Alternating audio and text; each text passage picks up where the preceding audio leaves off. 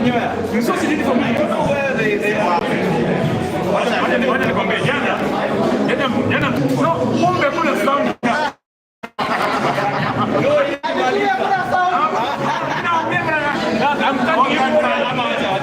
I'm telling you, it was silent.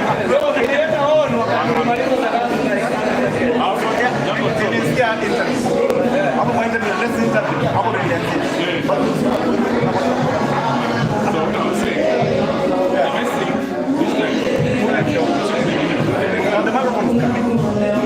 Don't mind what to do. They are two types. These ones are better. These are perfect, not better. Yeah. These are the best ones. Yeah, the other ones are...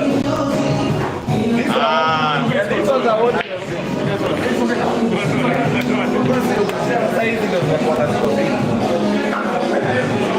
So I got to look at the best thing. And you know the good thing about this one player, when you're interested, and Shiga is on play, and you have your own play. So your man inapanga simu iko charge all the time because of the restriction. Yeah. You remove it, whatever, blah blah blah. So you'd rather be charging now? It's 67%. Hata ikimaliza hivi ndio maana kwa moto ikijaa inawaka.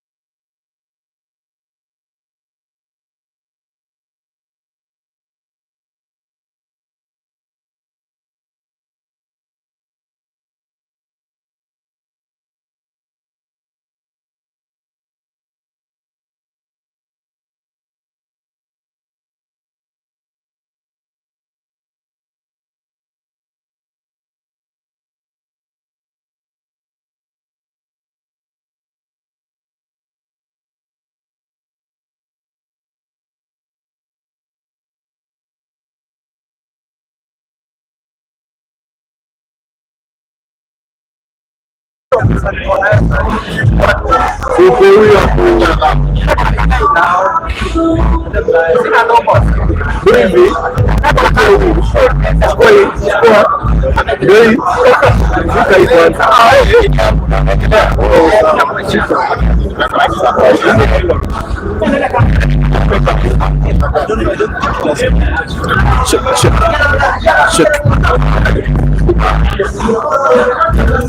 One to my trick. One to my trick. Good evening, ladies and gentlemen. What a moment to be back once again at the China Pool Club. It's been a long time coming. It's amazing to be here. It's amazing to be back. Not just for a visit, but for a lovely game of pool between two consummate professionals, Cornelius Kigen versus John Shallow. Both leaders, both professionals in their own right, to serve us one of the best pool matches yet. Yesterday we got to see some action from Cornelius Kigen versus Fahad Osman Yusuf Farah. And now here we go again. Almost felt like a redemption for him, where he chose to take up on two of the finest male players out of the Chapel Club.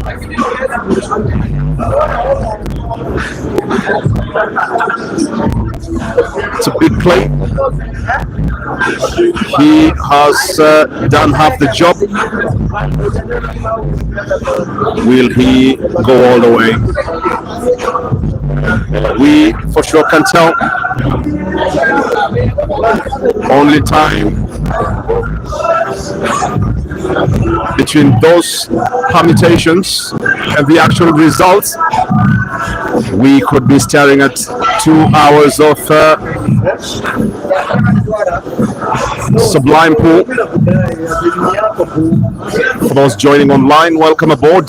This is the voice of Evan Sokacha coming to you live once again. And boy, oh boy, it's been a minute. Never mind, we're back. Missed all of you at the Mchana Unplugged because of some other work assignments. But I couldn't miss this for nothing. I mean, for all that it's worth. I couldn't afford to be very close to the venue and not come in and share part of this experience that we about to have. There goes the luck.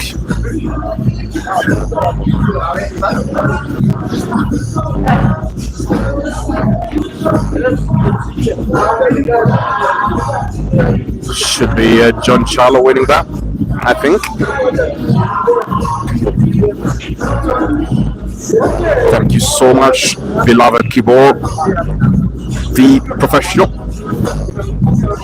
me be Ted, as well as Bernard Morinta.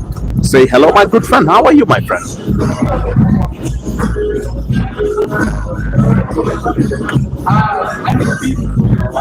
And now John Shallow goes for a break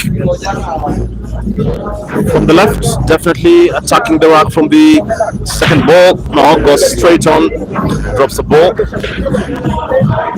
to get this match underway. It's a rest to 15, and we for sure expect magic, especially coming off that cracker of a match yesterday between Fahad Farah and Cornelius Kigen. Cornelius leading at some point 9-3. Anybody watching that match could have thought that it's done and dusted. only for Fahad to pull 7 crazy frames to take the lead at 10-9 and to drop level at 10-10. We all know what happened. Went down to the wire. Cornelius Kigen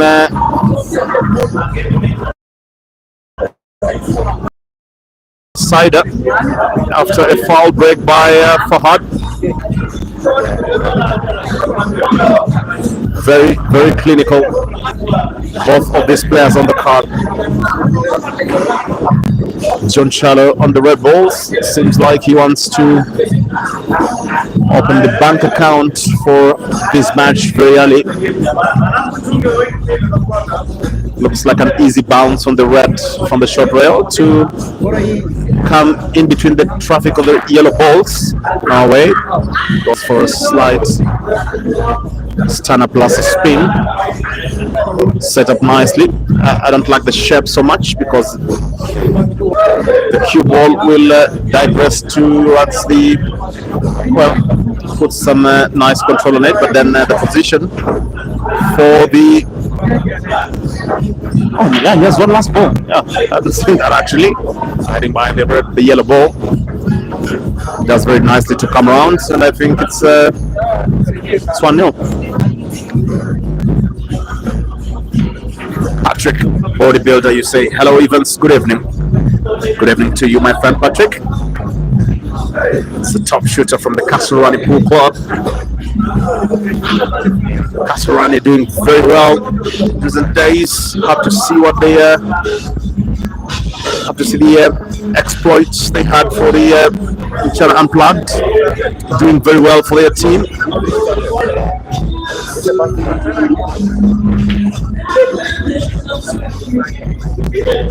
Shall be catching up with the comments just in a short time to come.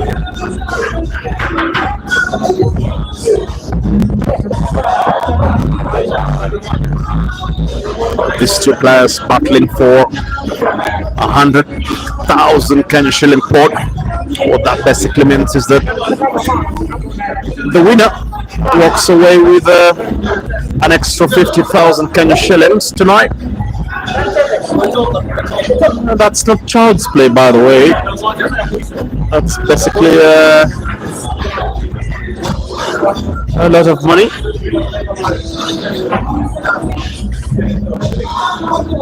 Thanks for joining the stream tonight, Bobby Felix, top referee. And by the way, I saw Bobby Felix play. Who was that against? Very interesting game that. Bobby, I hope you keep watching those videos. Oh my goodness, Kigen just capitalizes on the, goodness me, Cornelius Kigen seems to be the one to go draw first blood here. 1-0. Never misses from those sorts of distances. 1-0. So finally, formally, we are underway, and we hope that you are loving it, both the quality of the audio and the video. Once a big shout out to all the lovers of the sport watching tonight. It's always a pleasure to enjoy your company, ever delightful, and your ever engaging comments.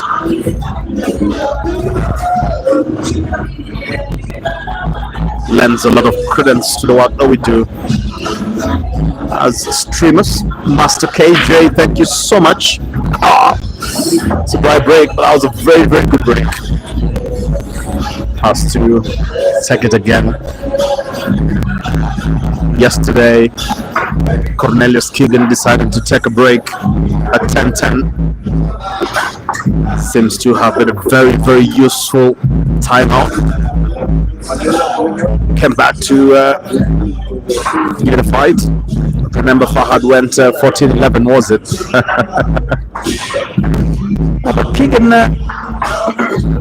came back and fought to a decider. At that point, there was no losing, by the way. I mean, the player that is coming from behind always has this mental advantage and some level of momentum that is almost unstoppable. So there's that as one of the factors, but there is a very demoralizing effect on the opponent because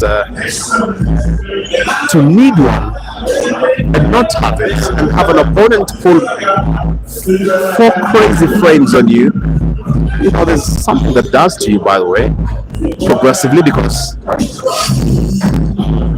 it's basically works against your mental shape.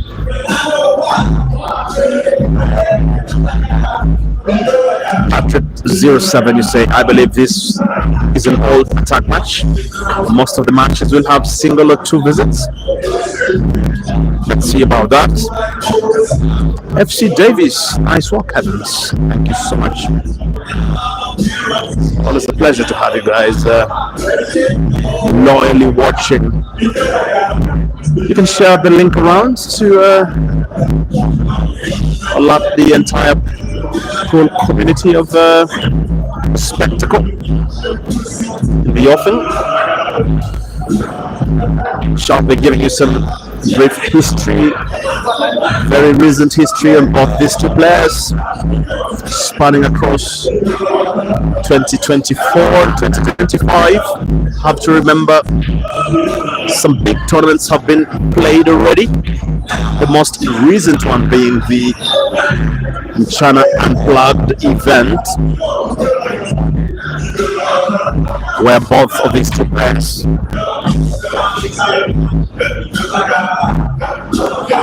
competed. And maybe to very quickly start with Kigen. His last competitive matches, you have to remember his match the recently held in China Unplugged event, where he basically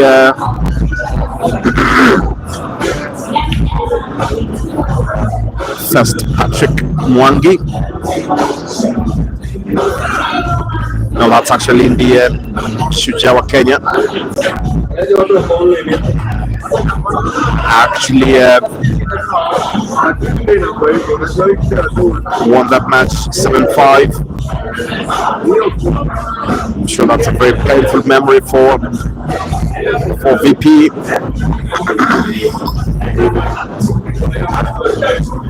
So for the China Unplugged men's event,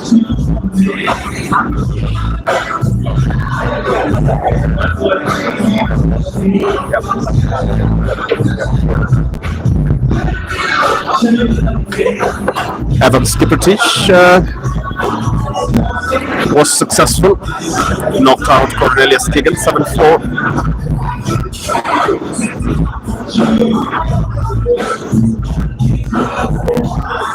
And this was basically in the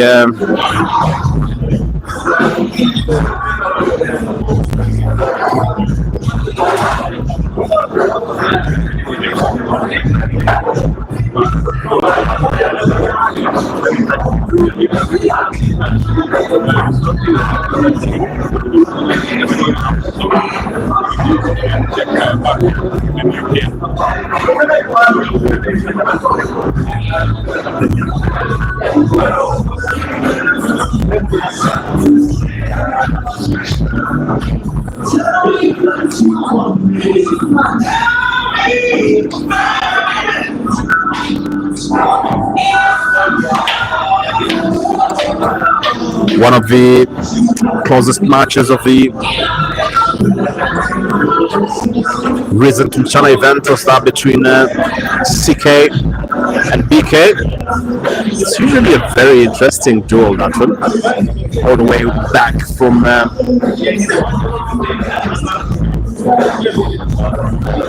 the Bezier 2 event in Eldoret, where the final attracted one of the biggest crowds. It was a spectacle that one in Eldoret. Cornelius Kigen beat Devin Johnny 7-6. Last China outing. That's a very significant result, actually. Some of these successes against the premium A-list players from China somehow also play into such matches, actually, because there's something that gets into a player when they know that they have beaten the finest from the folds.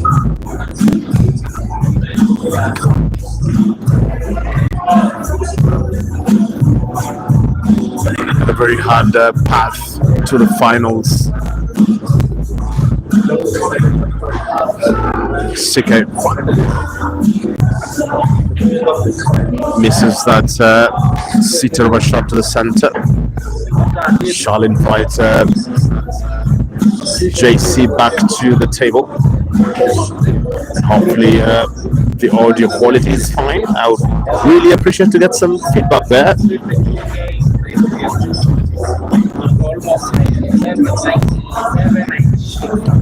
100,000 Kelly shillings on the line here.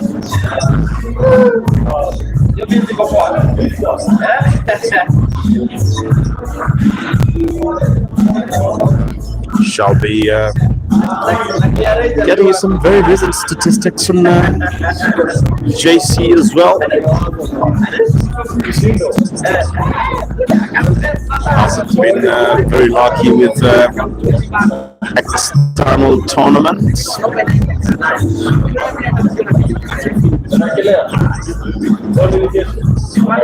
So let's see just how this particular money battle goes. Not exactly what we wished for there.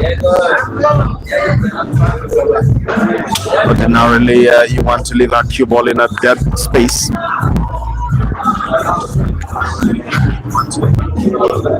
Ended up leaving it in a potent area.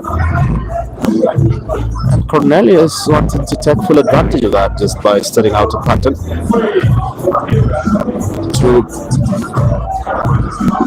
problem balls on the long rail, closest to your screen.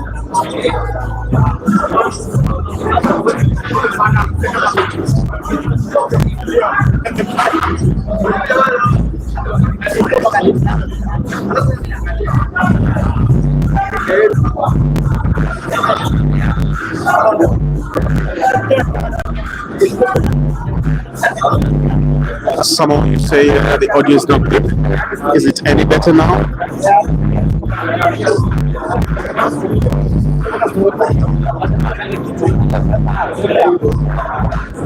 Once that is given a green light, we can then keep it in. But thanks for the feedback. Shall try to work on the audio for now.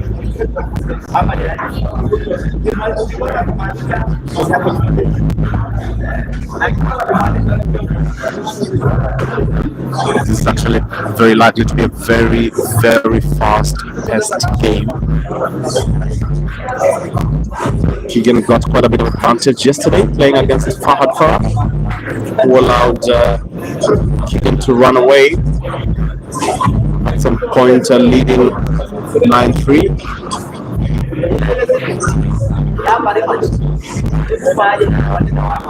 So there's a climb to try and claw your way back into a match. Any top player can tell you that. You wonder how I would know these things. This would basically be because I am a very, very top player, by the way, for those that have suffered. And I'm very effective hands. I remember playing Edward before in Eldoret for the Team by XO tournament. Boy got lucky. Got very lucky that one. I think there's one phone call I got while I was away on a timeout. It's just somehow threw me off. Came back, missed a few sitters, and that was it. But yeah. By the way, he went on to be knocked out by Fred from Mombasa. Remember, Fred knocked out Abdi Salam Fatah and Collins Tuway as well. Was it? Yeah, I think so. Trek all the way to place on the podium, finished fourth. Played in the losers final against Amorex. That's the day that I landed. Sometimes some players can be very, very lucky, and there's literally nothing you can do about it. You can do all the best you can when you get to the table, but I mean, some days can be, just that very, very difficult and very different. Kigen for a bank shot to the bottom left corner pocket. No way, no, it's not what he's gonna do there. What is he doing? That's madness, really.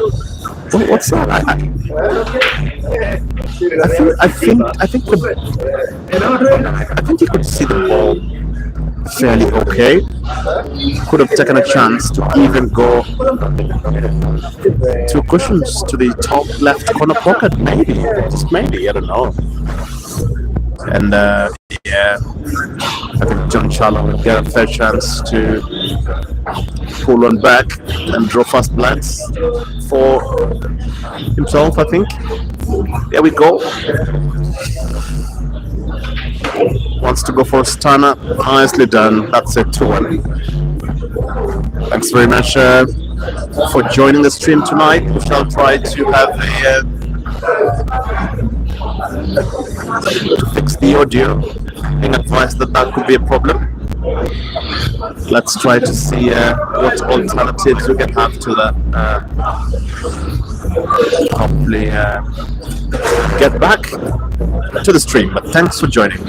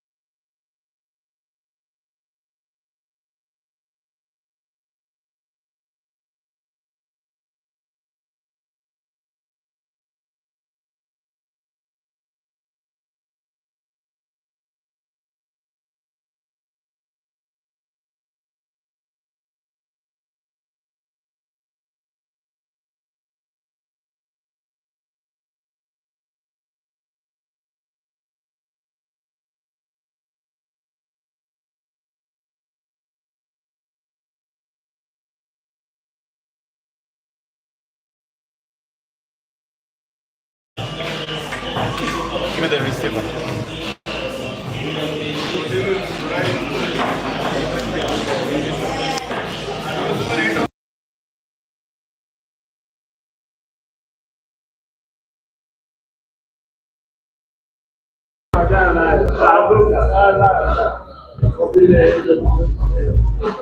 Great.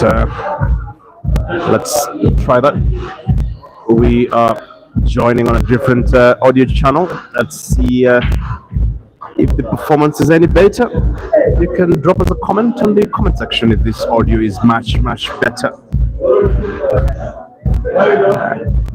1 2 mic check. 1 2 mic check. Hopefully this is much better. Thanks very much, Harry, the master producer for this show tonight.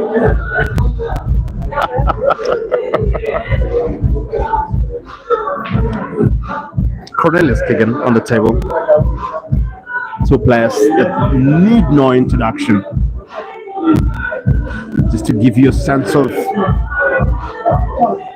what John Charlo's recent history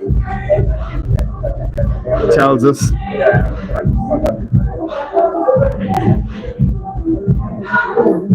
So John Charlo, one of his biggest defeats, by the way, came from the China Classic way back in April 2025.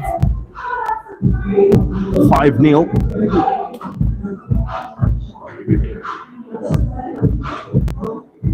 And this was against a streamer, by the way, Jesse Mora. Can you imagine that? I was watching that match, by the way, and you have to give it up to Jesse, by the way. He played very, very well. And he had some dramatic stances. You could imagine that he's basically the African Feather Ghost. Played extremely well.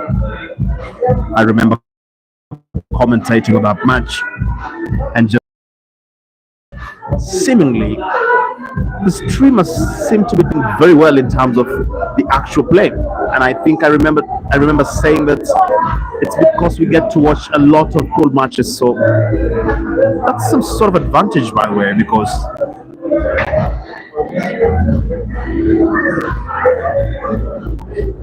you can enhance your skill just by watching. I remember this time I was in Uganda for the 2023 Nile Open Championship at the Lugogo Stadium, and yeah, I watched a lot of beautiful pool matches there.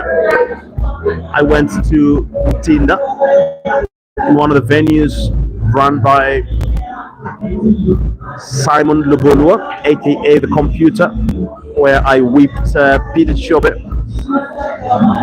something we never get to talk about online. I beat him thoroughly, a very indecent scoreline. Can't mention that online, but coming back from Uganda, having watched top players this time, I just remembered how I got very good at playing this game. At that time, Uganda was leading the continent in terms of individual player performance in the game of pool. That is currently debatable, by the way, and I'll tell you why in a very short time to come. John Charlo on the table. Foul.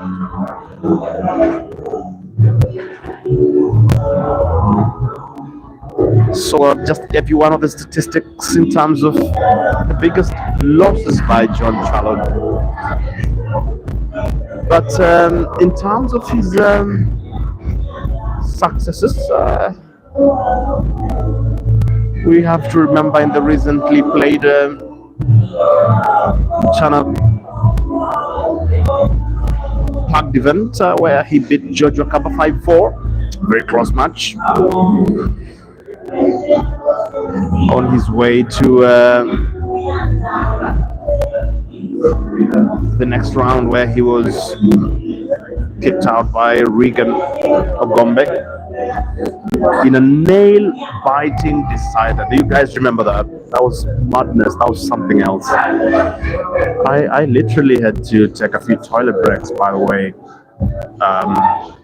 to just finish off that match, because how could that happen? How is that possible? You know, it's very strange how Regan was leading, almost assured of a win, but this game went down the wire.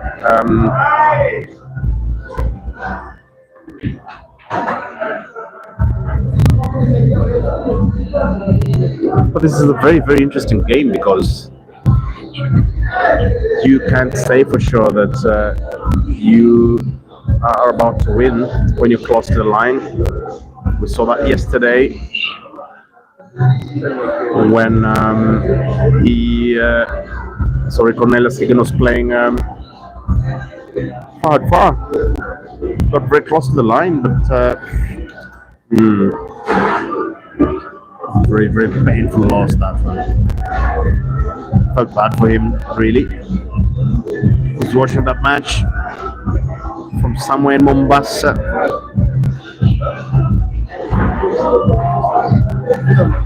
One of the biggest successes from the international players for John Charlo has to go way back in the Timber XO International Open Men's Edition.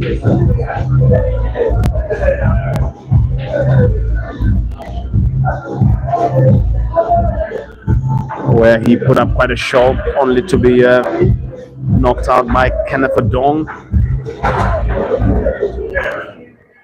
9-5. He was also knocked out by Brian Lord Kiptalam. You have to remember that after that match for the Shujaa wa Kenya, I think at that particular point there was no touching Brian Lord Kiptalam. He had just put on quite a show in his first match of the International Open. You guys must surely remember that, where Brian was supposed to play Podge. Oh, it's 4-1. While I'm just giving you some brief history on the very recent performances by both players. There was that very crazy match between Brian Lord Kiptalam and Caesar Chandigarh. What set us up for that match was a walkover for Brian Kiptalam against Podge, your famous African commentator. This guy decided to just oversleep, and for the very right reasons, because it wouldn't have made a difference really. I'm saying that with a lot of respect for a player of 37 years of experience. Kigen, solid break, comes out dry. John Charlo with a good chance to visit that match between Brian Lord Kiptalam and Caesar Chandigarh, becoming one of the most watched full matches on the continent, by the way, in terms of the combination of the statistics for all the streaming platforms streaming that game all across. That game actually reached a combined 7,000 fans watching from across the continent and across the globe. What drama was that? I literally went out of words in that one. Moses De Brown, you say, on my side, sound is okay. Thanks for that confirmation. Patrick07, you say, I believe JC is back to the man once known, one of the best in the country. Probably. What's that again?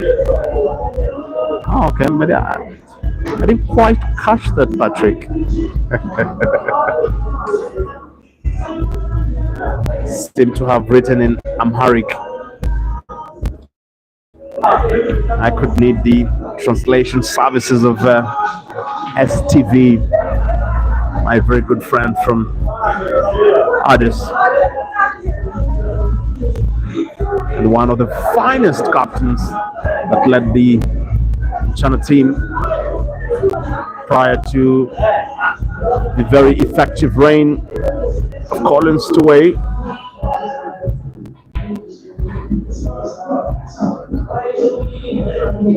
And now some focus on this game now. John Challo to attack the yellow balls, I presume. Yeah. Decides to find a favorable pattern by dropping off a seater on the corner.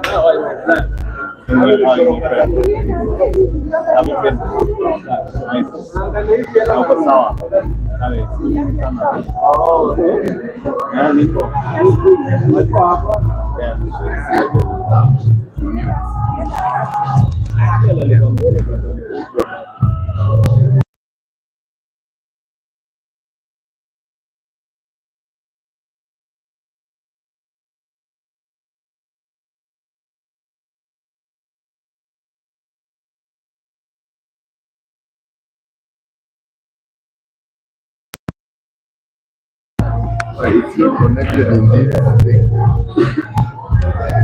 Maybe.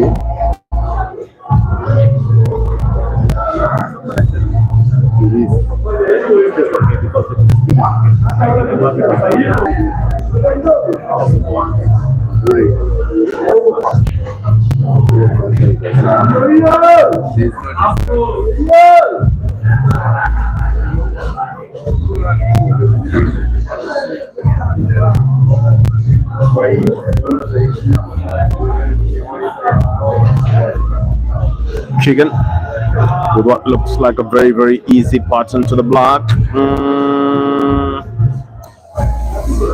Surely that cannot be what he wanted. It cannot be, because the cue ball leaves him with no access for proper control on the cue. It's a good thing that the last yellow ball is sitting pretty by the bottom right corner pocket. Ooh, drops it, and I think, ladies and gentlemen, seems like this match is beginning to shape up pretty early. I think it's an easy shot to the corner to run the cue ball back and forth from the short rail, hitting it on the right and getting back to the short rail on the left and learning a position for the black ball to the top right corner pocket. I think it's, wow, plays a nice drag shot to lessen the complication. Comes up, it's okay. I think it goes, chop to the, very lucky. Was very lucky there, just to get a bounce off the yellow on its way in. Oh boy, haven't I missed you people. Let me just catch up with the comments, and I'm very happy to be next to Ellen, who has been doing a pretty good job, damn good job, over the last China event and the many matches that we have had. Drop us a comment, tell us where you're watching us live from. I can see Estefanios Shiverao watching live all the way from where exactly is it? STV. He's a cheerful lad, very, very talented in the game of pool. This one time I was speaking to him in Nakuru about how he gets to keep the focus when he's playing these games, and he just told me that if a bomb went off next to the table when he is playing, he won't hear it. That's the level of concentration he puts on the table. Very, very talented player. I hope you still play the game STV, wherever you're watching us live from tonight. It's great to have you on the stream. And if I only had half your talent on the table, believe you me, I could have won that Timber XO event. Yeah, because I have quite a bit of talent of my own, so half of yours should be enough to get me over the line. I think one of the best pool games I've ever played, by the way, I keep referring to this a lot of times, is the game between myself and Captain Collins Toy at the Chili's event. Ah, goodness me. Very fond memories from that one.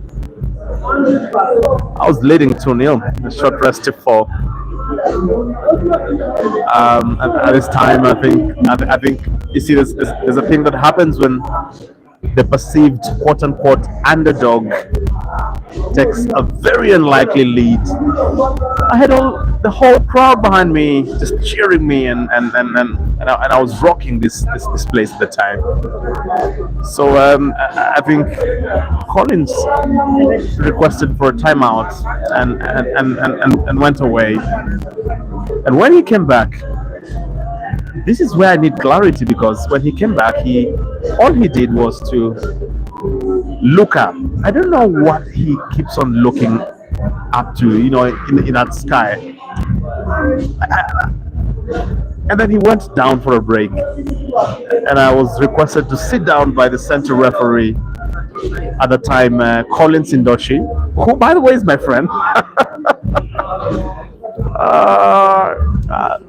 All I can say is the results were very obvious. At that point when I could see nothing, zero, nada. And I think I picked my lessons, but I actually also shinned up, because this is Collins the way I was playing against, right? Because he's one of the finest players to ever walk the land. Collins.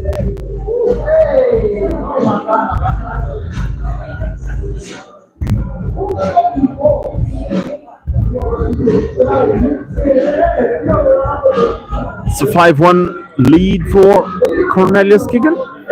John Charlo taking a break, and I'm just here giving you a bit of banter on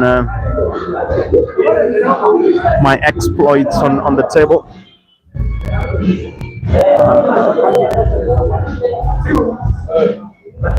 Paps Designs, is it? Thanks very much for joining. Say Kigen shooting well. Oh, it's too early. Totally agree. Still too early to call. John Charlo on a break.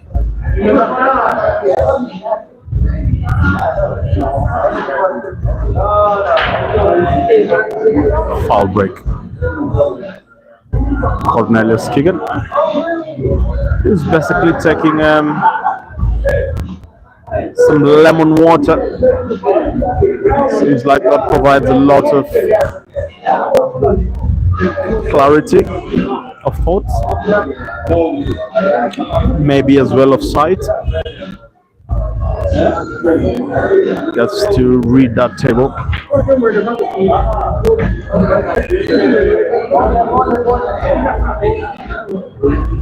It's one of those attributes that I think has grown into the Kenyan game. The game reading ability. Just look at the amount of time Kigen gets to take. He's not even picked the cue ball. Now I think he has a pattern to walk around. Seems to want to lodge off the red ball, which would mean nothing for now. Would basically be seeking to attain position for the cue ball, or opening up the balls. Now I think it's not exactly what he wanted.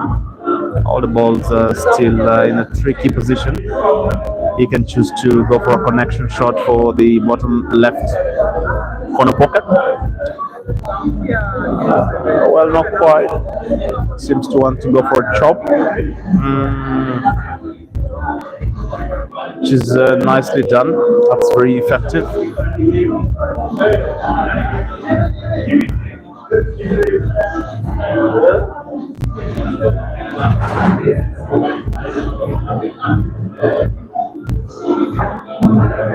Thanks very much for the advice, Mr. Patrick07. You say it's a foul on break and not a foul break, Mr. Englishman. Thank you so much. This is the kind of feedback that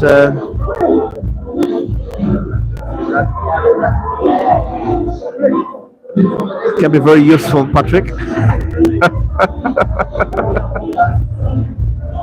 In very, very kind words, I can say. John Charlotte slowly beginning to work his way around that corner area to try and take control. Kigen seemingly might not need to make an attempt to take control of that bottom left corner pocket. He might want to develop other balls. I think he has a good chance to bank either red balls on the bottom left or bottom right. No, sorry, bottom left or top left corner pockets. He can go either way. I think the tact is basically to also ensure that the timing is very right for an attack. Both of these two players are attacking players, and as earlier predicted by one of the fans on the comment section, is that we expect a very, very attacking game. I think that has been evident already. 6 frames down, 5 in the favor of Kigen.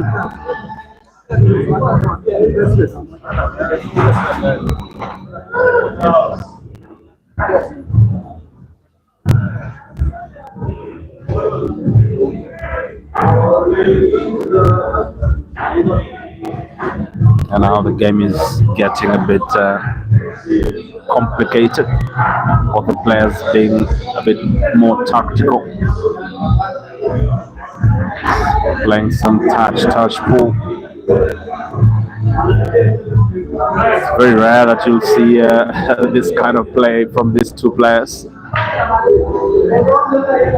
It's a lot of timing to do for this kind of players, because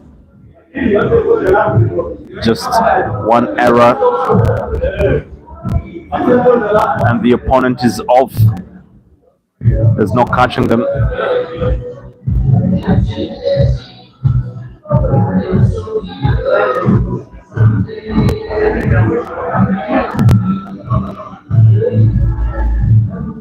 I think the frame is still wide open.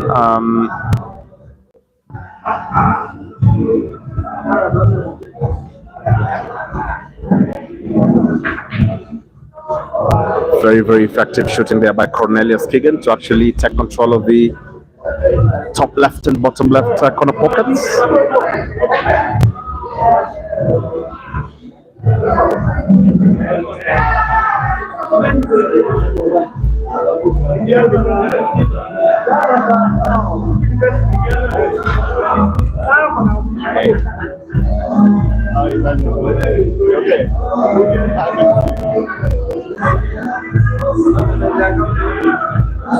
Just been visited in studio by referee Titus from Uganda. There's a very funny story behind him, by the way, told to me by Peter Chiovet. That Titus used to be the captain of a pool team up north in Uganda.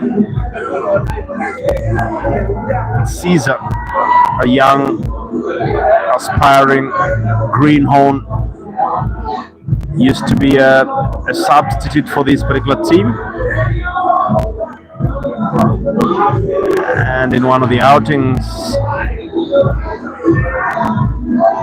the team manager gave Caesar a chance to play as a substitute, and Titus was very mad at that decision.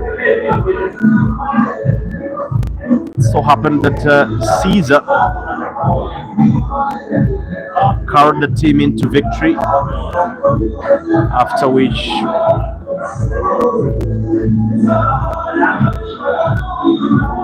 he formally broke into the scene within Uganda.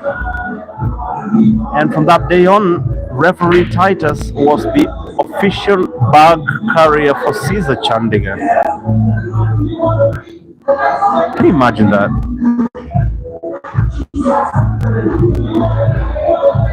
It's really good seeing him after a long, long time. He was the referee in my game at Timberexo. Made some fair calls against me. In the game I was playing against David Thor. Became too friendly when I was evidently losing. Once in a while smiling my way and seemingly trying to say it's gonna be okay, son. He's a good chap. I think he will see heaven. John Charles on the table in what has grown to be a tactical frame. I think he should try to go for the yellow closest to the black ball, which he didn't. And I think honestly this could be game over if Cornelius goes for bunker to the center for the red ball to the opposite center pocket. That's it. I think that's a 6-1 there, and I can't even begin to call this game now because it will still be too early to do that. We all have to remember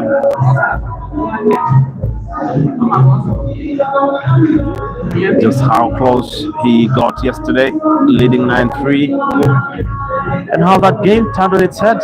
So it's until it's done when it's done. It's until the last black ball goes in. A very nice cue ball control to come round down to play the red ball to the center. Told you so. It's 6-1, I think. Can't miss from those sorts of distances. Needs a drag shot to retain the cue ball position at the corner area. Plays a rolling shot. Needs another basic natural shot to play the black to the center. I think that should be it.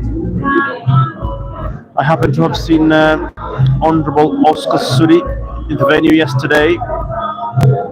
I don't know if he gets to come in today. I want to imagine he could also be following this top quality production through the YouTube stream. Maybe not. Cornelius Kigen, one of the best players of Timber XO for now. 6-1. That's a very, very solid start to this match by Kigen. As I keep saying, one of the most followed, most loved Kenyan pool players. You can't know that for sure if you watch him play in Nairobi, but you have to see him play in his hometown of Eldoret, and then you will begin to properly understand the amount of followership he enjoys in that town. Never seen anything like that. He's a homeboy hero. The recently held Timber XO tournament, he told me that if he makes it to the semi-final, then 10 buses will be ferried in to watch him play. Imagine that. It's very interesting just how much,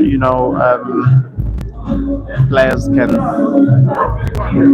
attract followership, and this is like from a very natural, deep-seated place.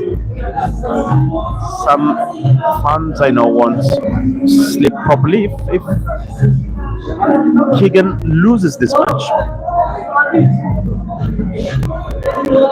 For sure, I could say the same about JC.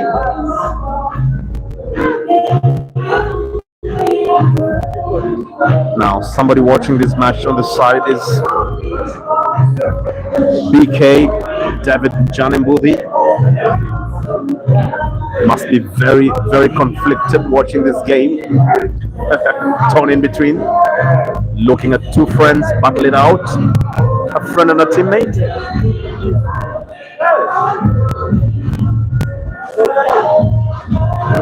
Kigen seems to be working his way very well through this one.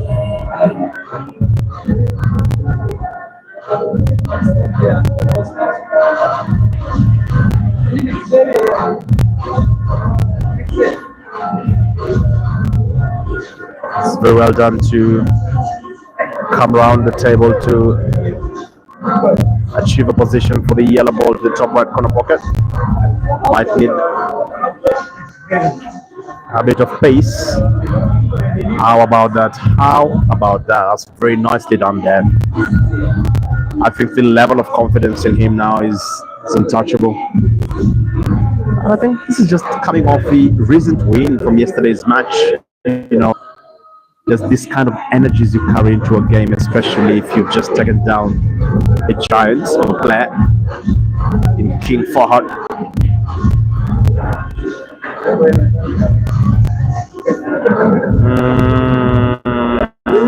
That's very, very nicely done.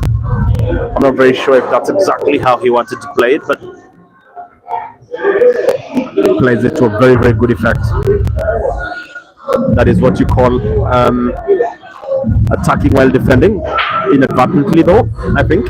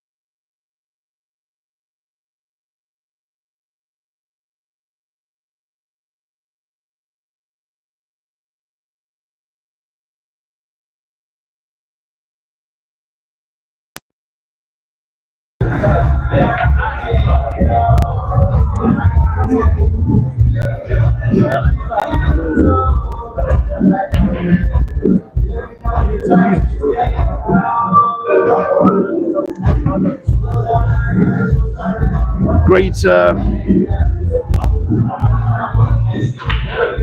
Apologies for our break. We should be back underway with no interruptions for now.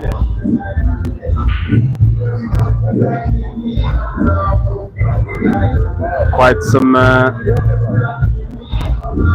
progress in this match now. Kigen beyond the halfway mark. JC very, very long way from home.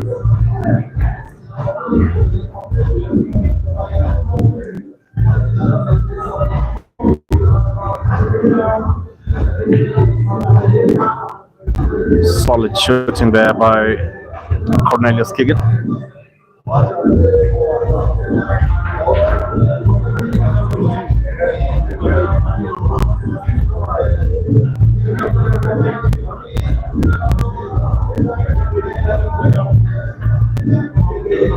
It was always a very tough one, had to cheat the pocket, but he has played very, very well to play himself out of trouble.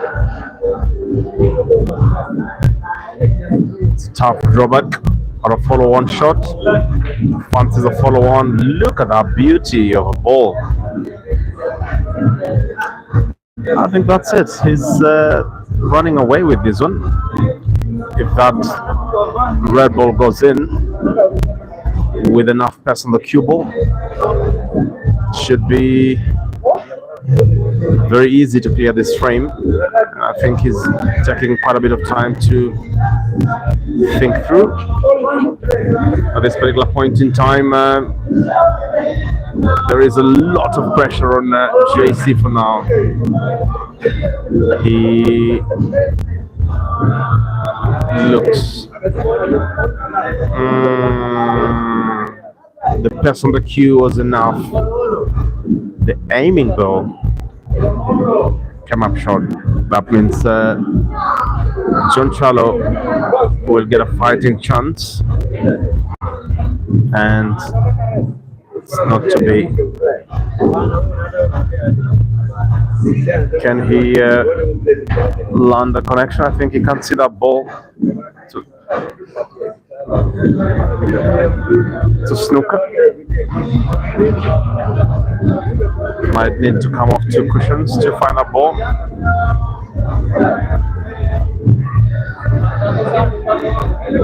Well, wants to come off one cushion to commits a foul there, Kigen, and I think that should be a very easy frame for JC to pull one back off the deficit.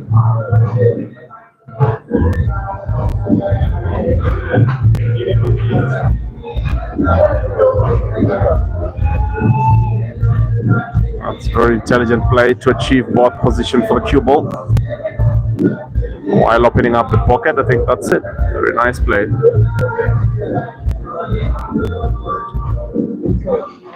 I think we get to see flashes of brilliance of his true potential in this match, JC.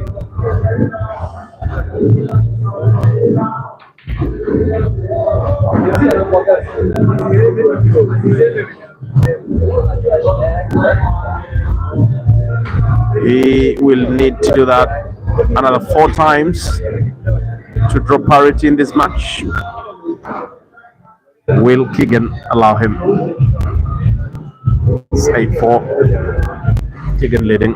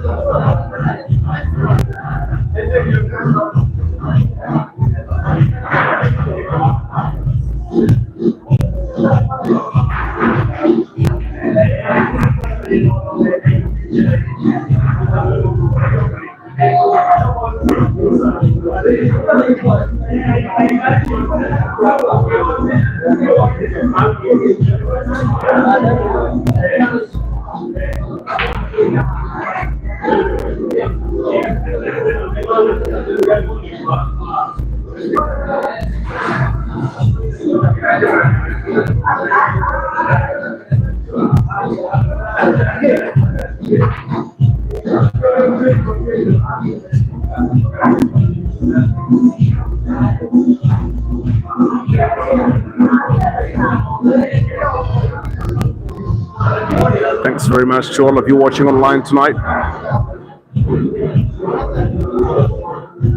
Totally appreciate your company and your feedback even more. Paul Knox, Bobby Felix, Patrick07, and Dennis Otieno watching live tonight. Totally appreciate your company.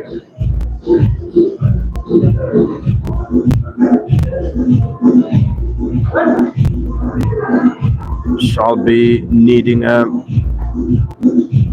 second break, John Charlo.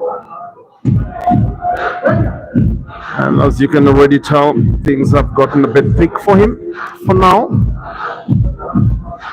Seems to have walked away in the company of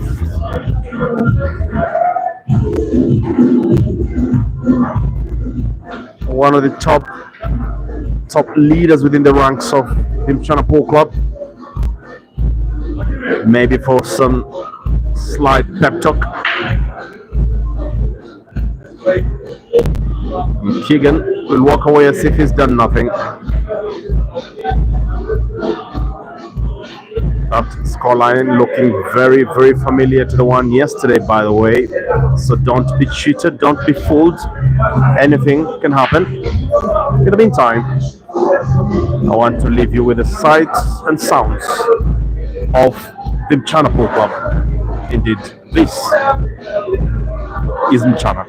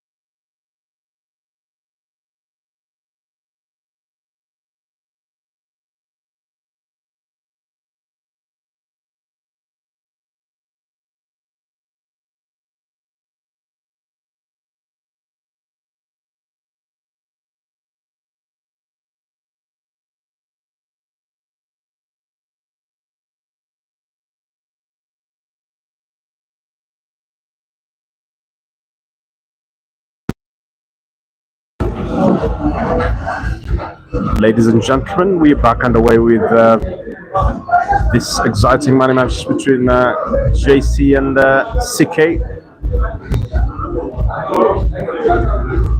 Does very well to close the table on the yellows, JC,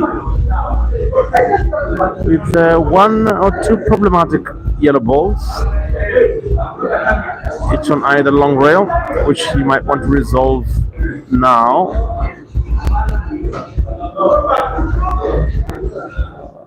Almost a nice resolution, but gets into trouble with that one. He has to play that ball, has no option. Claims a touch ball. Is it? No, I think it mentioned that it's still a touch ball. Does very well to port that yellow ball to the opposite corner pocket, and I think he's onto a very good pattern. Only one problematic yellow ball left. That is almost very, very reckless. I think there is always a you can almost see it in his stroke when he's frustrated, JC.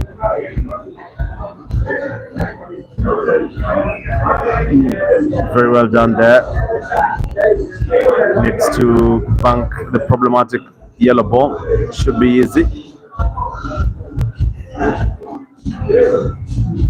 Checking his path of the cue ball. Wants to come around a few cushions. He was a little bit too ambitious, too early.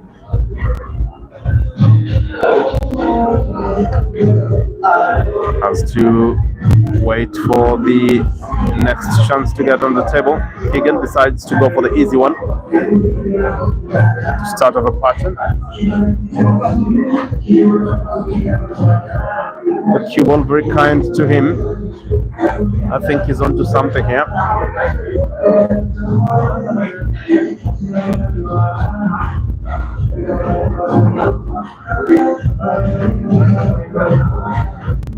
You can for sure tell that this game has been very, very fast. A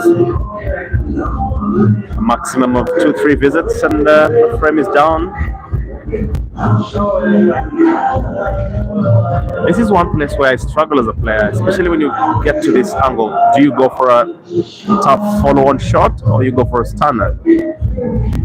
Kigen goes for the latter. That's a very good position, very decent one. With a natural cue ball action, should get a very kind position for the cue ball to take the black ball on either the top left or the bottom left corner pocket. Overdid it. Was meant to be a natural bounce off that long rail. Say what you want, but I think sometime watching this game as a commentator, you will see the right decisions really. But it's a shame that you can only look at these alternatives from outside. The pressure that comes, with being on the table playing, understandably, can be very immense and tends to affect cloud the judgment of a player. So also be very, very kind and considerate to these players. I think sometimes we look at these alternatives from a position of comfort, of watching this action from outside. So might look easy, pretty, but it's very hard. Oh my goodness, that was a beautiful shot. That was a beautiful shot there by JC. Oh my goodness. That was a very, very nicely calculated shot. If that ball had gone in, honestly, I think he could have gotten back into this one very early. Why? Because those kind of shots that help you steal a frame have a way of getting you back in the game. It's a drag shot by Kigen. I think that's it. First one to hit the double digits, Cornelius Kigen. It's 10-5, ladies and gentlemen. It's 15 frames down in less than what amount of time? Let me check that for you. it's been quite some minutes as well. We started this game about 8:15 p.m. East African time. It's now 7 minutes to top of the hour. That's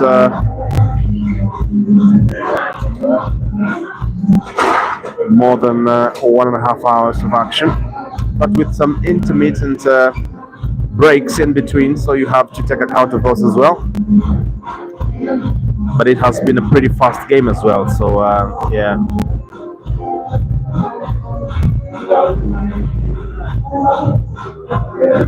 Both these two players remaining very, very measured in terms of the timing of the attacks and the kind of the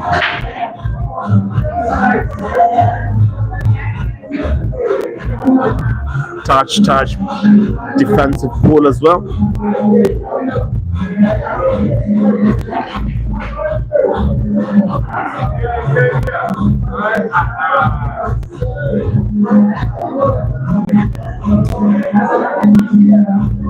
We get to have those racks properly done by Modime, the top serviceman. Walking at them trying to pull up. Black stays up top, and look at that break. Look at that break. That's a green apple. It's a green apple for either the yellows or the reds, but the reds I think look very sumptuous. The yellows though, I like the yellows by the way, except for one yellow on the long rail. It's about lost on the reds, so I think it's a green one. He has to work very hard to miss this chance. Kigen. Surely it's a clear opportunity to go to 11 with one visit to the table.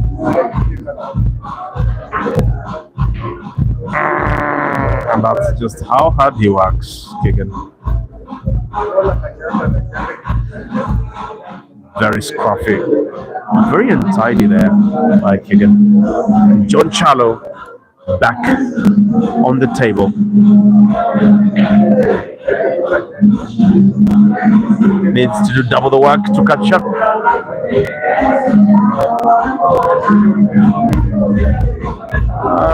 I think this has gotten into his mind. I think honestly, based on how I see his demeanor,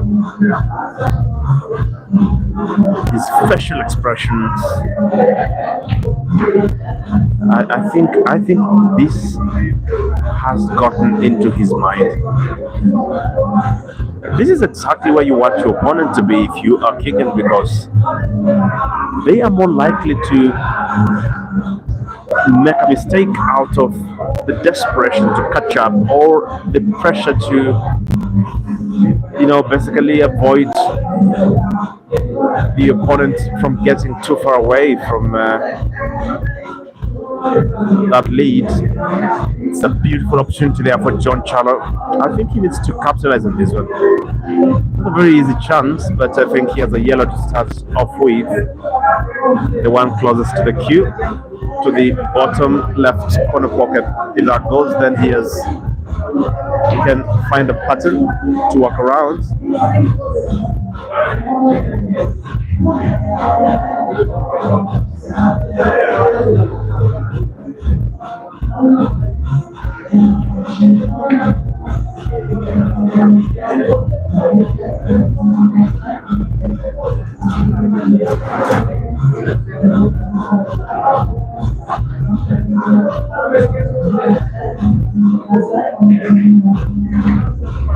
Very nicely done there by JC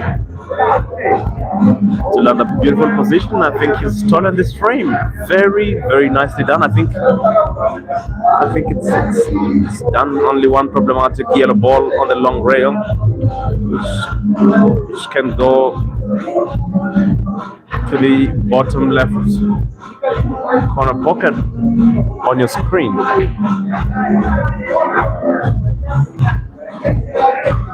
Yeah, keeps it very, very controlled, very measured. Look at that position for cue ball. That is basically the money ball that goes in. Bang, we're on. 6-10, not a bad scoreline. And now he can begin to believe again. He can begin to believe again. One of the toughest fight backs I saw was in recent times, the one against Regan Ogombe of the Komeko Sharks, where Regan was on the hill and JC fought all the way back to a decider. At one point, Regan was leading 6-2. Can you believe that? 6-2. We all watched that game go down to the wire.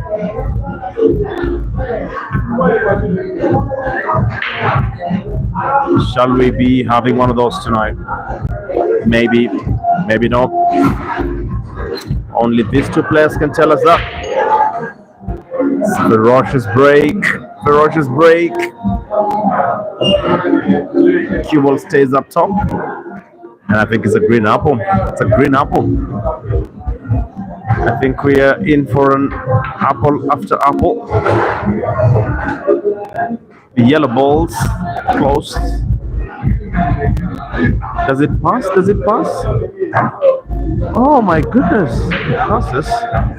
And that means just by about 5 strokes of the cue, that game is over. I told you so. It's 10-7. How beautiful is that? How beautiful is that? And I think any believer of the Mchana Pool Club reason to believe again. Why? Because I told you that frame number 6 was very, very important to make JC believe again. Ah, beauty, beauty.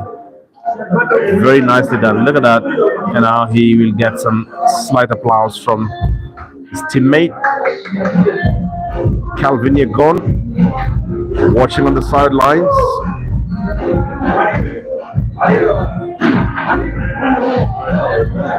Is both Ding Doro, Calvin Yagon,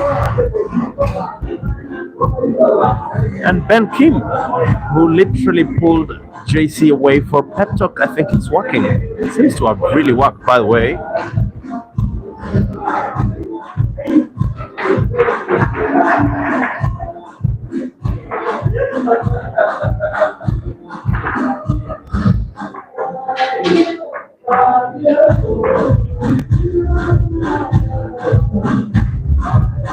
Kigen on the break. Visibly.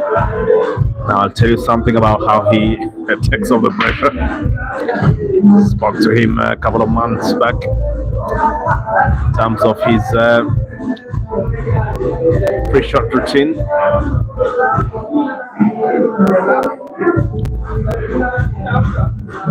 Now when you see his lips flap around, that is the way he takes off the pressure. So what he told me is that he takes a very deep breath and then slowly counts down as he exhales. And I think it works out, by the way. It's actually a breathing pattern that helps a lot of people with anxiety attacks.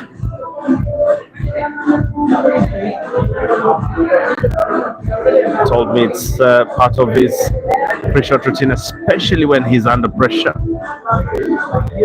You have to give it up to him in terms of his ability to absorb pressure. I was looking at this tiebreaker where he was taking penalties at the Timber XO International Open,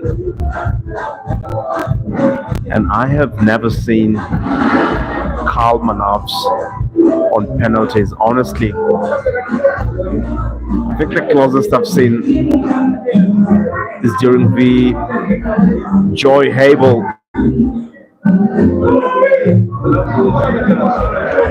Grand Tournament in China. think one where we had the highest penalties taken in a Hable match. Crazy conversions.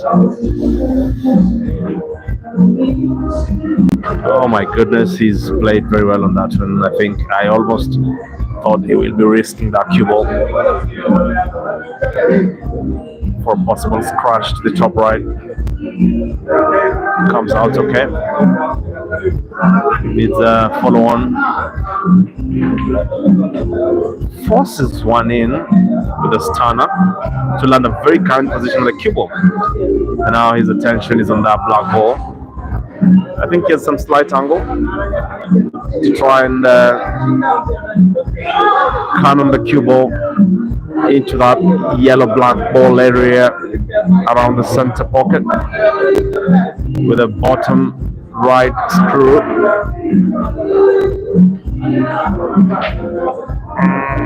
Oh, lucky, very lucky. Wow. Goodness me. You should see Benny Keane scratching his head. Oh. Now, even a lot more work to do, and I think he needs to go for a slap off that black ball. That was a very interesting one. I think he should have taken his chances actually to try bring it across, because the yellow ball was the insurance for a possible scratch to the center. That now leaves John Charlo with a beautiful opportunity to lessen the deficit.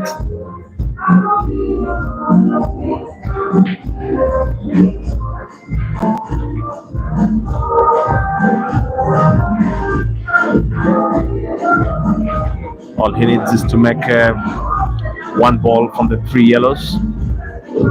One ball goes. I think he will be onto something. Oh my goodness.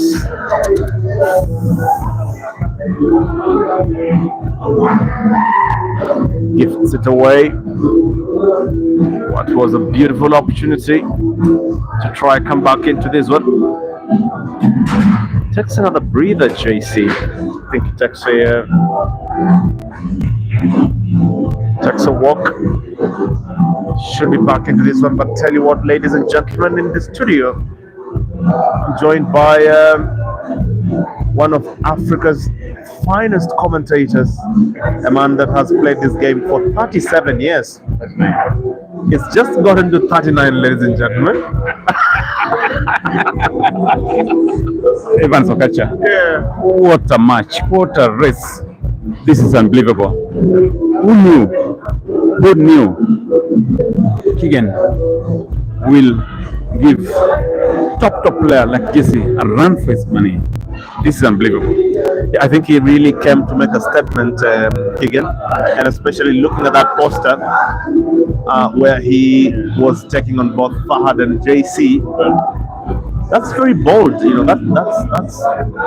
That's very bold from a player, you know. You don't come into the Mchana Den and request for 2 of its finest soldiers to 100,000 pot money match, but he has delivered the goods so far. Halfway from yesterday, and now we cannot call this match yet.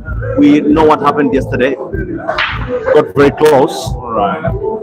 So we can't really call it, but I think the match has taken shape, honestly. Right? Yes, and apparently, Mr. Evans Okacha, according to some of our intelligence, we realize Ali Boy was apparently selective in his choice of the players, because he says he can play anybody in Mchana, but not BK or City. It's very selective indeed, but I think it's interesting because you only cut your shoes according to the size, or you trouser according to the size. What's the English there?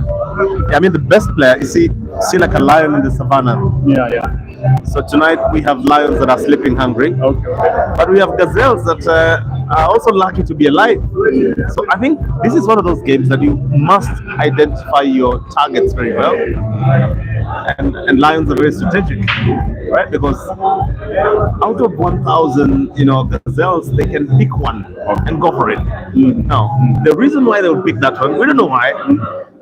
they may not be the weakest, but probably they might just identify the most opportune gazelle. Now, to just probably give some analogy to, Kigen's choice of players as well. BK is a very familiar player to Kigen. In the last Mchana edition of the Platinum edition, they went to a decider with BK, and he knows very well that might also be, there might be a little bit more familiarity there. So BK understands Kigen's game very well. Remember during the Bezier 2 edition in Eldoret, they all went to the final. So there's a lot of instances where they have played in a match, in a tournament, and they've gone very close to a decider or actually gone all the way to a tiebreaker even. So looking at that choice, and then coming to Collins to where he has been a man in a form of his life. And when you play Collins to a in this den, on this table, you start that match with the back foot, on the back foot actually, right? Because I mean, there's something that happens when Collins plays here. You have to actually, back me up on that one because. Sorry, back to this table. Yeah, I see him pulling another one here. He's pulling another one here. Yeah. This one it could be the 12 for Kigen, apparently. Because I think that is a simple. Anyway, he plays it, a simple shot. Yeah, not very easy because he needs to work on the white. The quality of this guy at the moment, he'll do it. Trust me, he'll do it. It was very tricky always. Because of the traffic of a yellow balls. It's still doable. He needs the swerve. Now the only risk is the yellow ball on the right because a swerve would ordinarily need to really start off on the extreme right and Portable. It is portable. It is portable. It's a tap in? Is it? Yes. In the angle, it is portable. Yes. Makes the ball. So the angle it was possible. And now, ladies and gentlemen, being very fair to both these two players, I think this match has taken a very clear shape now. 12-7. What do you mean a clear shape? Are you calling it? Are you calling it, Mr. Evans? I'm very tempted to call it honestly because of two things. Number one, Kigen knows how close he danced to the fire yesterday, and you don't play that way against Fahad Osman Farah, leading 9-3 and playing a decider with a player that has been known to obliterate the very best in the country. Now, coming a day after, I think he learned his lesson.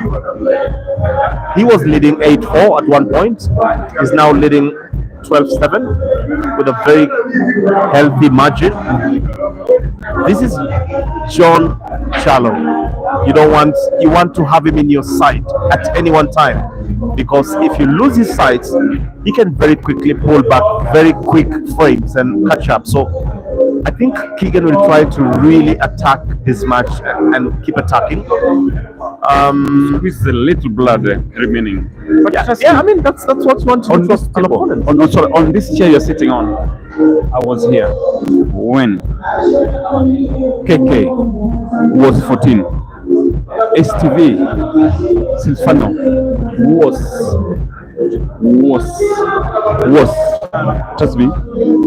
trust me, on this same chair you're sitting on, I was the commentator. You get it. STV was 6.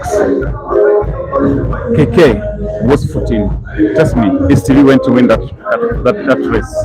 So I won't call it. You can call it. Me, I won't call it. So let me surprise you tonight. We have STV watching live. All right. He's actually following the stream. He's in Canada or America. Where is he? Oh, he needs to tell us. STV needs to tell us. I'm not very sure. That's a gentleman now. He's a gentleman and a leader. He's a gentleman and a leader. It totally is. I mean, looking at the statistic you just given us, I mean, STV is an intercontinental ballistic missile of a man. Loaded with nuclear warhead. I think so.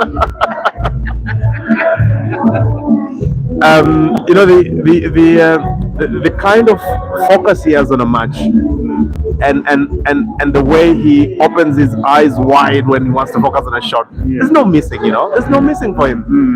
I've seen him pull crazy frames, in very crazy matches, and that's one of them that you just mentioned. But maybe back on this particular game, and just to add to that, before we go and conclude, and he's got marvelous sportsmanship. That boy has a marvelous sportsmanship. How about the clearance? Oh no, Kigen is on a mission. I told you he knows his job tonight. He knows his job, and I think there's a little bit more interest on this match beyond this table. Yesterday I saw his patron, Honorable Oscar Sudi, come into the space. I don't know if he'll be coming in today, but I think there's a lot of pressure also that comes when you're a captain of a team, a newly formed team, and you need to put a statement out there.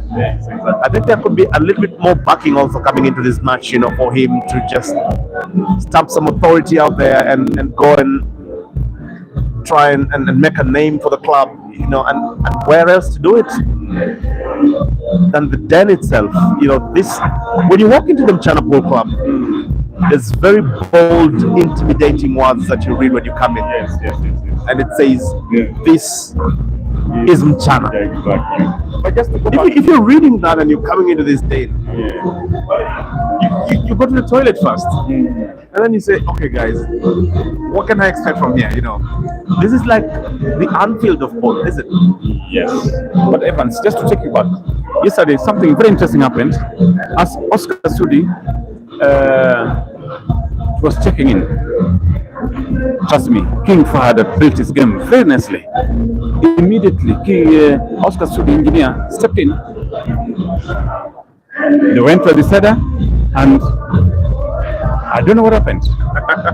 Kigen just from nowhere just played weird shots in the presence of his boss. It's exactly what I'm telling you. So it was 14-11. It was actually 14-11. Do you hypothesize in the event JNM, the channel Mchana will be here? Do you think the scores will be different? Just a simple hypothesis. Do you think if the chairman of Mchana JNM will be here, do you think the scores will be a difference in it all? No, I think honestly there's what happens to players when the patrons are watching.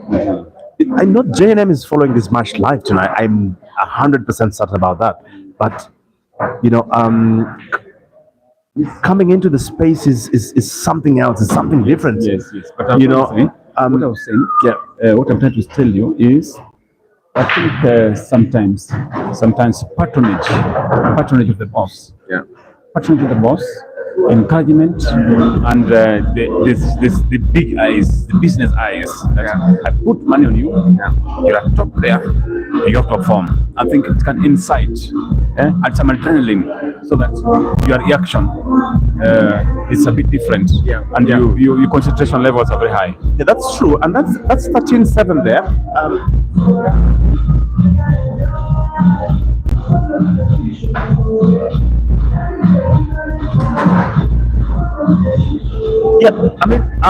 Poj, the game is at 13-7, and what you say is very critical, and I totally relate with that line of thinking. If you miss a sitter of a black, and you turn your left eye, and you look at the level of expectation of the chairman of your club, there's something that does to you, right? Not to say that probably because I know these players at Mchana understand the level of expectation already, right? So for a player like JC coming to this match, trailing 13-7, I think there's two things. One, the impact of what probably that level of encouragement does to a player, but sometimes bad days can also just be bad days. And I think I have also seen nights when Chairman JNM embraces his players after a very, very tough defeat. I was there at this very miraculous match between the Mchana Knights and Chilis. I have never seen any pool match in my life that was as crazy as that. And I remember talking to chairman at that time, and I was like, "What just happened there?" And he told me, a few words that I'll never forget. Maybe I'll not even mention on this stream, but you see, the team can fight sometimes. A player can fight, but on that day in a sport, their best fight is not good enough for the opponent, right? And it's those days that the result that you get is called a loss, but it's not a loss for me. It's a lesson in a very, very big way. Sorry about that. Yeah. You have some basic literature on you. There's something they say. Is it the dog in the fight or the fight in the dog? What narrative is that? Sometimes a small little dog can really fight a big dog, and the big dog will run away. I mean, in terms of the fight, Is it the fight in the dog or the dog in the fight? yeah, in terms of the dog analogy on this match, would only make sense if we had an underdog. But in this particular match, No underdog. oh, these are big top guns in Kenya. In fact, from statistical perspective, I think Kigen, our boy, should be the underdog. Well, I don't know what parameters you'll actually use to arrive at that, but Statistics. in this case, honestly, there's no underdog in this match. I think it's a very, very well balanced, even match. Drawing parallels from the recent performances of both players in tournaments, their individual stature. But on a day, coach, can you imagine if you came for your game at the Timber XO and you met Lots? Because you didn't come, you didn't show up. Can you imagine if you showed up and you beat Lots? I was stuck in the traffic. You were stuck in the traffic. Yeah. In Eldoret, I was stuck in the traffic. Otherwise, I would have. So it's very interesting because the first reason was that you overslept. The funny thing about one thing. The funny thing about lying is that you must be very consistent as well. I was saying, I really overslept at Timber XO. But what happened was, I had around 20-30 minutes to reach Timber XO, but I was stuck in the traffic. So those 30 minutes didn't help me. So I've given a good account of myself. So it was both. Yeah, You overslept and the traffic. But back to this thing, Mr. Evans Okacha. In this scenario, if you are from the standpoint of JC, what can you do? What can you do here? Now, You have the opponent, formidable, good performance, having 2 to go, and you have 5. Is it how many? You have 7. 8 to go. yeah, what to be done here is very clear. Both these two players are attacking players. Yes. The immediate strategy that JC needs to deploy is to slow him down. And how do you slow a player like Kigen down? Is to begin to dive into very, very tough snookers and force errors. If you don't do that, let me tell you, this is a player that How long can you do it? But you need to get the points. So I think the overall strategy is to find the best time to attack, and the only way you do that is to go into snookers in a way that allows you to gain advantage of either a free shot. So if you don't do that with Kigen, there's no luck for you because Kigen is a player that can actually give a reverse dish, can give a green apple. So all you want to do is to get the most of your plays on the table. The moment he gets on that table and decides to attack the game, he risks Kigen getting an extra frame because he's as good enough a porter as himself. So, Evan Okacha, I think I agree with you. But there are 2 scenarios here. The alternate breaks. JC breaks, Kigen breaks.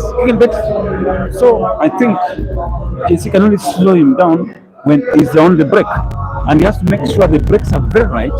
And if the breaks are right, if he can attack, he attacks because JC can easily do a break and finish. At the same time, JC should hope that Kigen doesn't do a break and finish. yeah, so hop is not part of a good strategy, yeah? maybe a prayer is. So all you have to do is to pray that he gets a dry break, right? So you pray for the gods to not favor your opponent. Goodness me. It's always great fun to have Porch in the studio.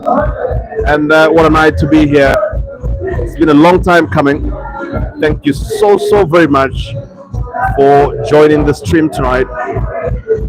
Thank you so much, Paul Knox, Kistos Sender, the top referee, Jedida Gavoni, Alex Mochache, Davy Kamunya, Alexis Mwangi, Kistos Sender once again, Wesley Saint, Dixon Yego, all of you guys. I want to thank you so much for finding time to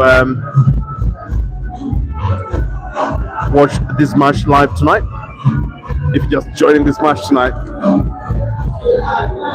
this is the game between Cornelius Kigen versus John Shallow in a rest to 15. Oh, very nicely done there. I think so. 8-13 now. Should be an easy one. Lines up okay. Hezron Kip Kosgei seems to be supporting Kigen quite a bit. Silas Okello, Felix Cheserek, and Paul Knox. You say, I saw the last match against Jaguar. It's so good, I tell you. I totally agree. Give it to the boy on his day. He's like a Russian nuclear warhead. I think when Caesar last tried him, he could attest to the fine, sublime player that Brian Kiptolam is. Ouch, the production. Good evening, how are you tonight?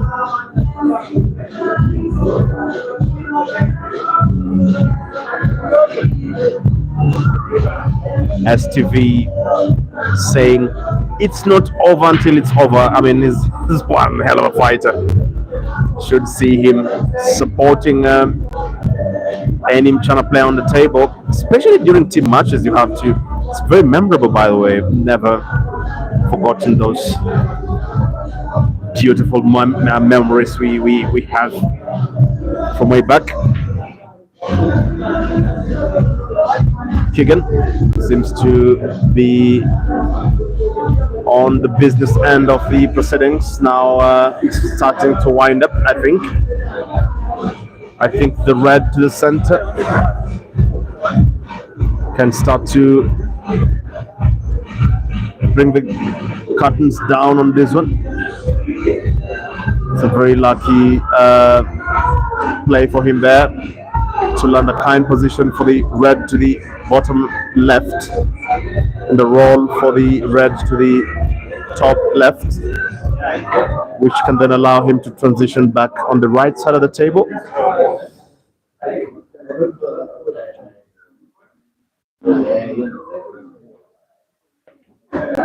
Nicely done with the bottom right there, Kigen. And I think, honestly, based on how he's shown up tonight, this should be the beginning of the very conclusive end of this match now. I think it's top right, then bottom right, and then top right, and then center black. Easy peasy, lemon squeezy. One of the reasons I lose a lot of money matches, by the way, is that when we get to this business end of the match, what I begin thinking about is what exactly that amount of money can do. If it can buy me a few crates of beer, as a lover of cold pilsners, then it begins to get into my head. I've only played for small pots, so don't worry too much about my choices.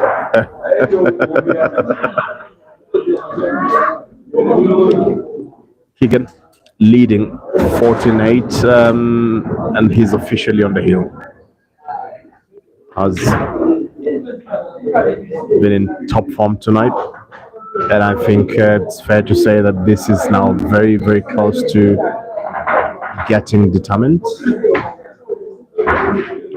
And I say this with a lot of respect to both the players. I haven't seen Fahad Farah in the area tonight, but I know he's watching. It would have been great to probably have an interaction with him and JC after the end of tonight's match. But I'll try call him up to just get a post-match interaction after the game yesterday. Especially having come very, very close to the finish line. Oh, it's very nicely done there by JC. I think we could be seeing. Oh my goodness, that's very good cue ball control there. Have to love it. So he needs to baby that cue ball and try to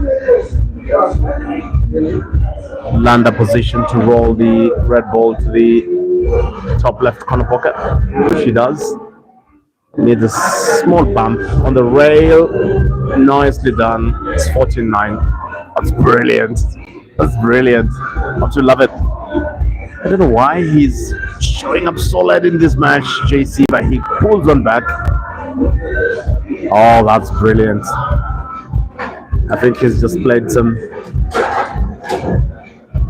crazy 2 or 3 shots there to land onto the black.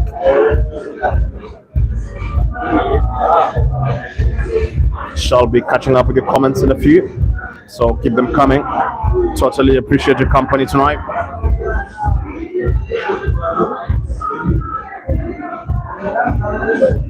And I can see formerly Brian Kiprop, aka Lotto, on the stream, following live. Cornelius Kiprono, say Kigen all the way. Stephen Miringu, you say shout out to JC. Dennis Otieno, you say Kigen is breathing fire. Vincent Limo, one of Kigen's best friend, you say Kigen is on a serious mission. Collins Kirui, aka CC, says something about slipper. Alex Muchache saying too little too late. Well, Alex, we have seen things really in this game. We have seen things, so it's never over until it's over, in the words of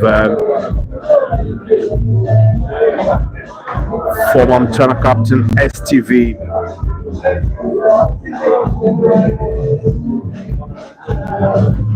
The Kenyan top lady shooter PR on the stream as well, saying wow, that's an epic break and finish.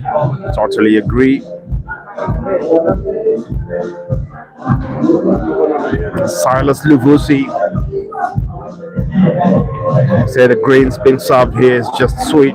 Have to love it, right? Jet from Mayaka, one of the top players, plays for Lobo, and pulled a very crazy shot there, Timber XO. You guys have to remember it. Some beautiful Marseille playing against Habat Mukisa, the teenager from Uganda. How do you do that to a small kid, Jeffra? Got a bit of coin from it.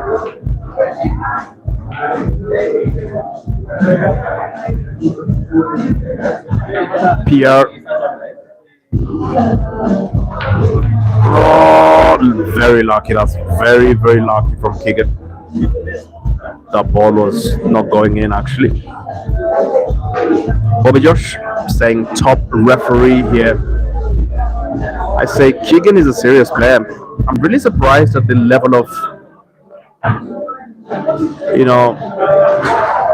surprise actually, for lack of a better word, from the comment section in terms of the abilities exhibited here by Kigen. He's no mean feat, honestly. Should have been very clear from yesterday, especially in the game against Fahad, that he really sized his opponents very, very well. Not to really jinx the side bets, but I think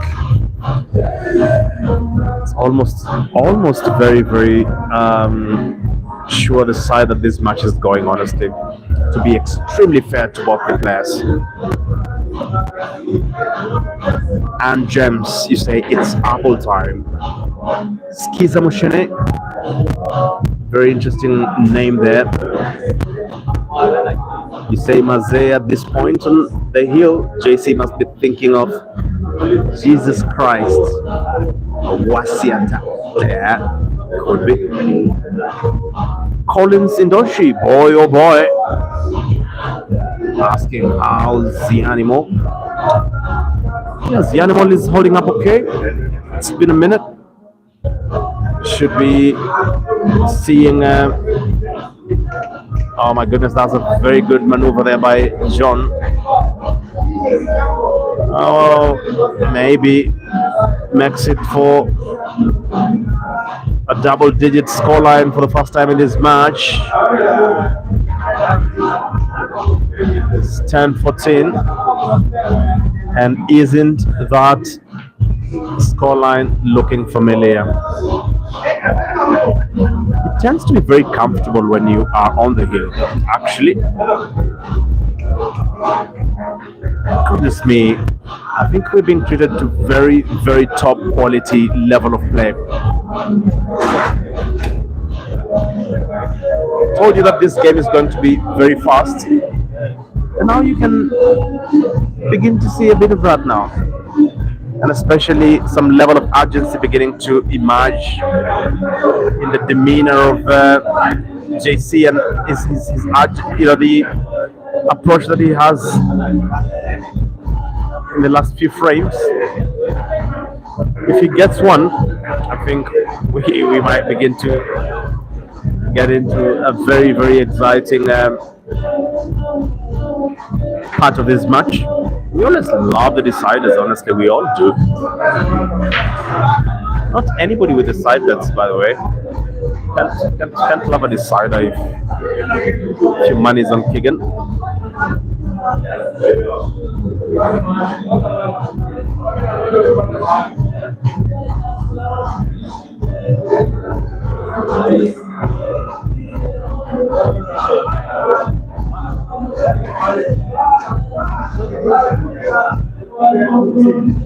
Now that looks like a green apple. That looks like a green apple. Isn't that a green apple? And that's it. That's it. Needs a stand up for the center. And it's easy to the top, to the bottom left. Simple.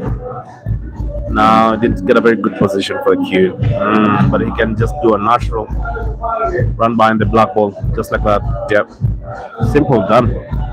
It's a green apple. 11-14, and I think I want to. Okay, now there is applause from across the building. Seems like everybody seems to be believing now. We love deciders, don't we? I think we totally do love deciders. And anybody watching tonight must be yearning for one. Question is, will Kigen allow it? Big shout out to yourself, Honorable Sudi, watching live. I think wanting to just get a very good glimpse of the captain of his squad.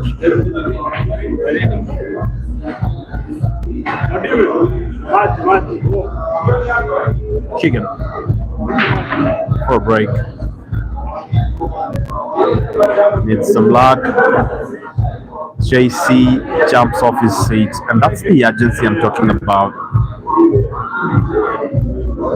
I think you can already now begin to see a different demeanor of this, that JC is coming into this match with.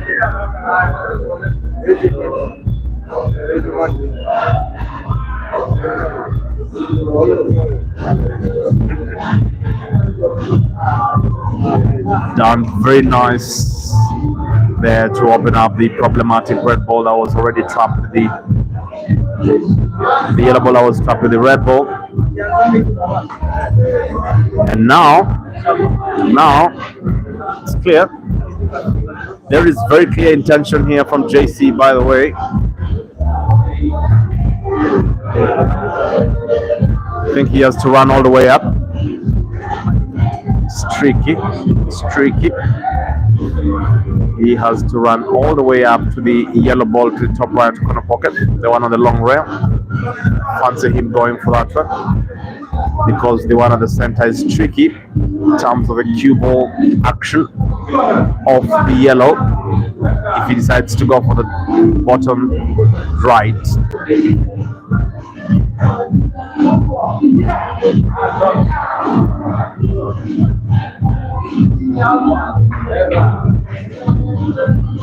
comes up short. How far will Kigen allow him to go?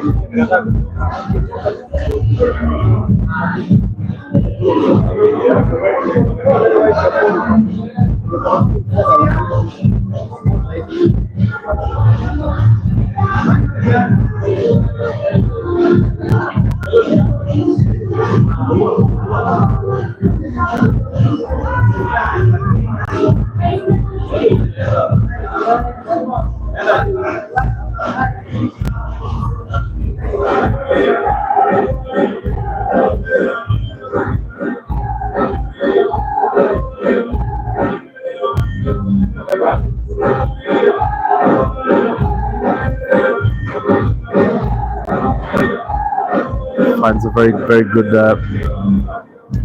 ball to give him a nice position.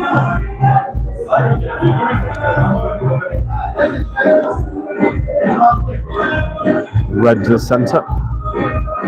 Slide follow on. Has to go for the red to the bottom left. The red within the rock area. I don't think he has a good angle to achieve some cue ball action to open up the two red balls closest to the long rail. He seems to be wanting to go for a tough drawback. Well, a bounce off the short rail. Okay. You should see JC right now.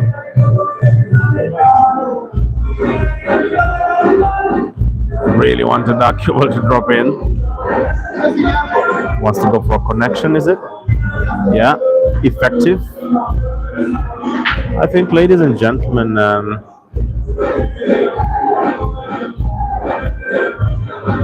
from that position, Cornelius Kigen has a very, very clear sight to the finish line. You can see the breathing that I talked about earlier.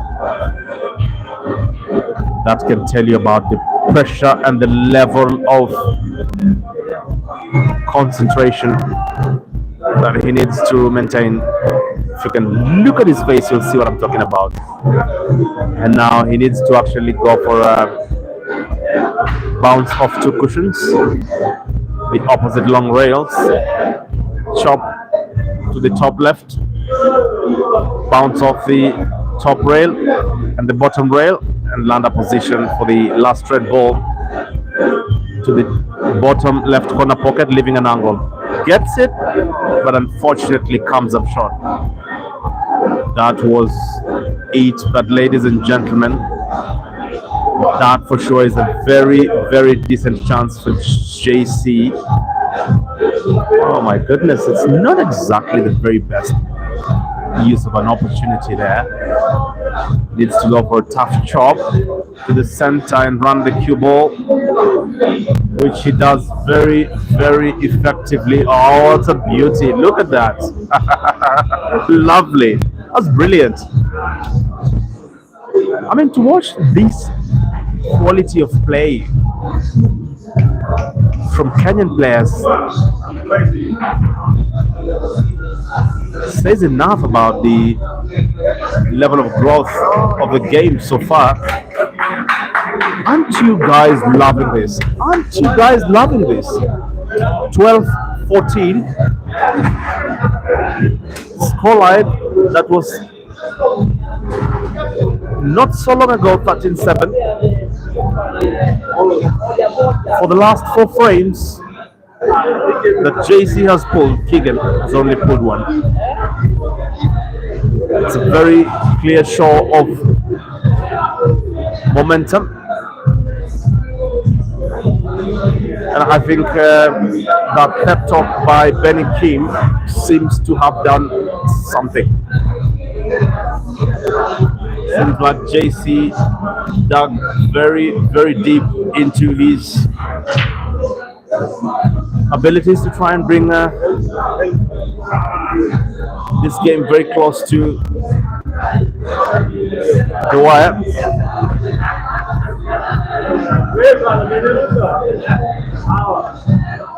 Oh my goodness, I almost call this game very, very early, but seemingly,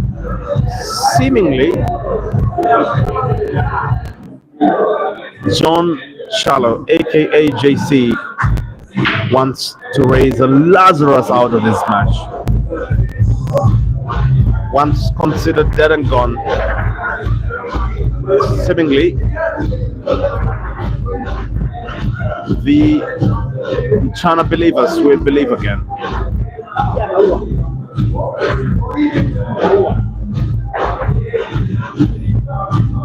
Kigen has taken a slight break, and for sure the pressure has now mounted to the maximum. I really want to see how he composes himself when he gets back into this one.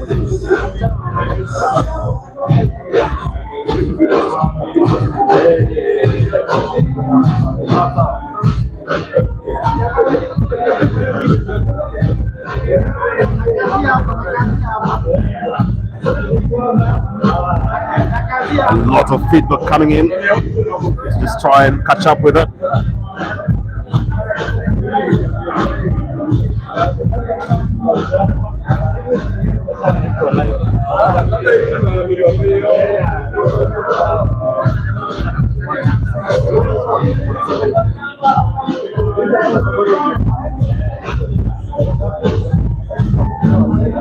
Alex Muchacha believing that a comeback is in the offing. Hezron Kipkosgei, Kibet Dennis say now or never. Wesley Saint saying it's done. Bobby Felix on the stream. Duncan Osoro seems to have retracted the message. I think he might have predicted scores that seem to be not scoring. Paul Knox saying lovely. Duncan Osoro saying, come on, Kigen. Still in Miringo. Alex Muchacha finding this very, very exciting. Kibet Dennis anticipating a comeback. Alex Mwangi saying, nice one. Kenya number 1 female seeded player. PR saying, I am a proud Kenyan, 100%. I totally agree with that. Joseph Mulongo saying, wonderful commentary. Thank you so much for your good words, Joseph. Samuel Cheer saying, come on, our boy. And now, back onto this game. Kigen with a pattern that looks very, very easy to an obvious black at the center around the rack area. It's going to roll that yellow ball to the top left corner pocket. He only challenges the position for the Q. Might need a slight follow. Try to force it. Oh my goodness. Oh my goodness. That is a beautiful shot. Look at that positional play there. It's a little bit too close to the yellow, but it goes either way. It's a thin chop, allowing him to transition around that red ball back to the top of the table. Just like that. Oh, lucky. It's very lucky there, Kigen. Tell you what, ladies and gentlemen, I think this could possibly be it. This could possibly be it.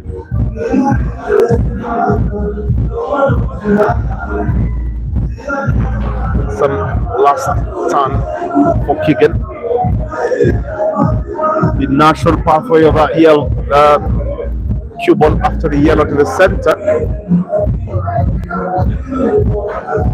is that it will run off into the traffic of red balls, so needs to go for a bunker. It's the hardest choice, it's the best anyway.